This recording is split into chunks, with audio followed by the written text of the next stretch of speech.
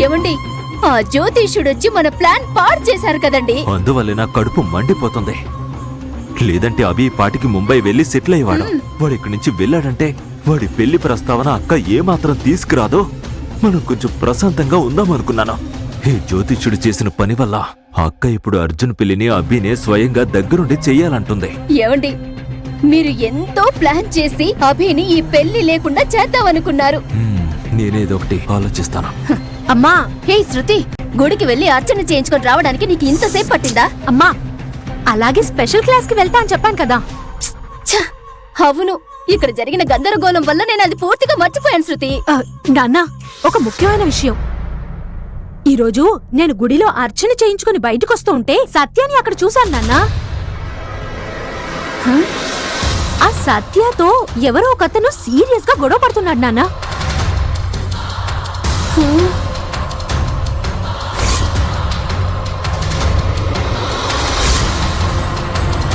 రోడ్డును వెళ్లే మనిషితో గొడవ పడిందా? మా అది కాదమ్మా, తనకి బాగా తెలిసిన వ్యక్తే అయ్యుంటాడమ్మా.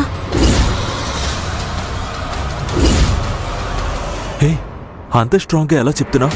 నాన్న, వాళ్ళు గొడవ పడింది నాకు సగం సగమే వినిపించింది. కానీ అతను అక్కడి నుండి వెళ్లిపోయే ముందు నీకు నల్లన్ ఫ్యామిలీకి ఎలాంటి సంబంధం లేదని ఏదేదో చెప్పి అక్కడి నుండి వెళ్లిపోయారు నాన్న. అది అలా వినగానే సత్య కూడా చాలా షాక్ అయింది. హే, ఏంటే ఇంత పెద్ద బాంబు పేల్చావు? అయితే నేను అనుమానపడింది నిజమేనా? ఏమండి, ఇందులో ఏదో పెద్ద రహస్యం ఉందండి. నువ్వాగు.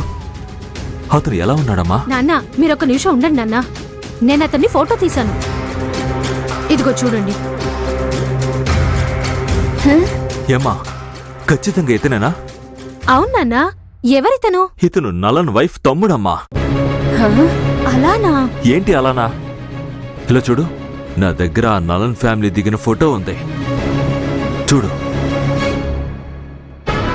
ఇదిగో ఇక్కడున్నాడే ఇతని పేరే సంజయ్. ఏమండి, ఇందులో సత్య లేదేంటండి? అవును, తెలీదే. ఒకవేళ ఈ ఫోటో తీసినప్పుడు తను ఫారెన్ లో చదువుకుంటుందేమో. నాన్న, ఈ అమ్మాయి ఎవరు?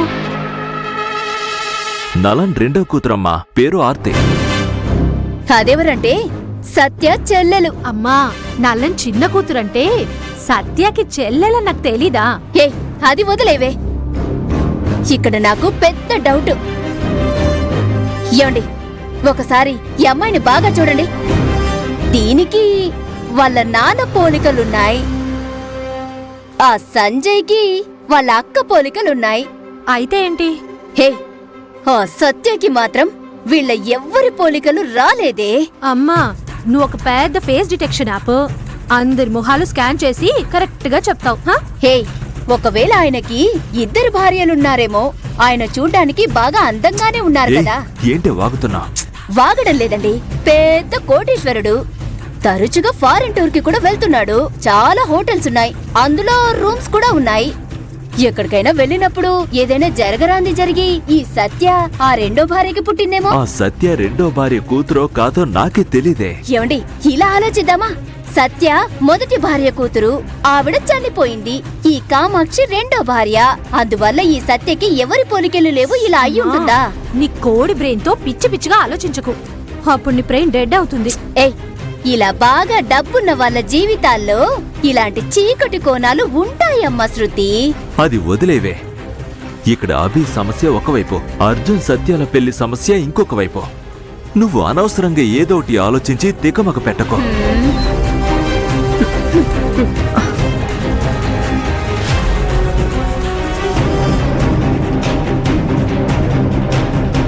ఏమండి, మనం ఆ సత్య ఎవరు అన్న రహస్యం గురించి తెలుసుకోవాలండి. ఏమీ అక్కర్లేదు. ఆ సత్య మనం చేసిన యాక్సిడెంట్ గురించి తవ్వకుండా వదిలేసింది. ఇప్పుడు మనం దాని గురించి కూపేలాగితే అది మన జోలుకొస్తుంది. తర్వాత మనమే ఇరుక్కుంటాం.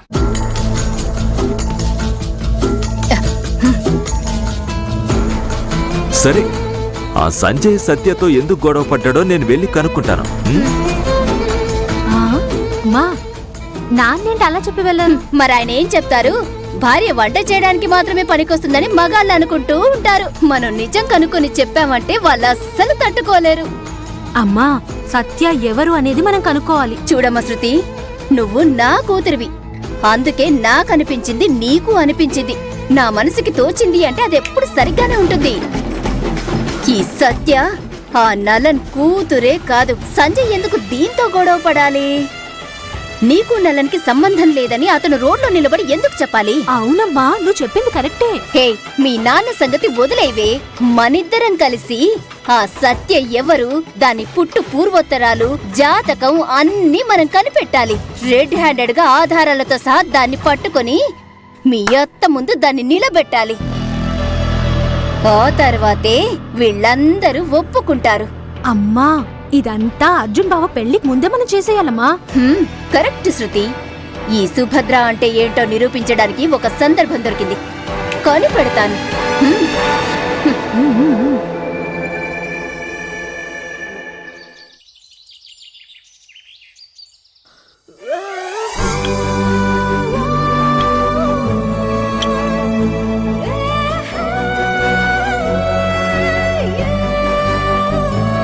ఆర్తి, నీ డ్రెస్ నిజంగా చాలా బాగుంది. ఆన్లైన్లో తీసుకున్నానక్క. ఈ రోజు నా ఫ్రెండ్స్తో కలిసి ఔటింగ్ అండ్ లంచ్కి వెళ్తున్నా. అందుకే వేసుకుని వెళ్ళి వాళ్ళకి చూపిద్దాం అనుకున్నా. ఒకళ్ళిద్దరు బాగుందంటారు, మిగతా వాళ్ళందరూ ఎగతాళి చేసి ఏడిపిస్తారు. ఇక్కడ ఎవరైనా కొత్త డ్రెస్ వేసుకుంటే మిగతా వాళ్ళు తట్టుకోలేరక్క. నిజంగా నీ డ్రెస్ చాలా బాగుంది. దాని డ్రెస్ బానే ఉంది గాని అది చేసే పని అస్సలు బాలేదు. అమ్మా, వెళ్ళేటప్పుడే మొదలు పెట్టకమ్మా. సత్య, నువ్వు దాని అక్కవే కదా. బుద్ధిగా ఇంట్లో వండింది తినకుండా ఫ్రెండ్స్తో బలాదూర్ తిరిగి అడ్డమైన చెత్త తిని తిన్న దరిగేదాకా తిరిగి వస్తుంది. ఇది కరెక్టేనా అని నువ్వైనా దాన్ని అడగమా?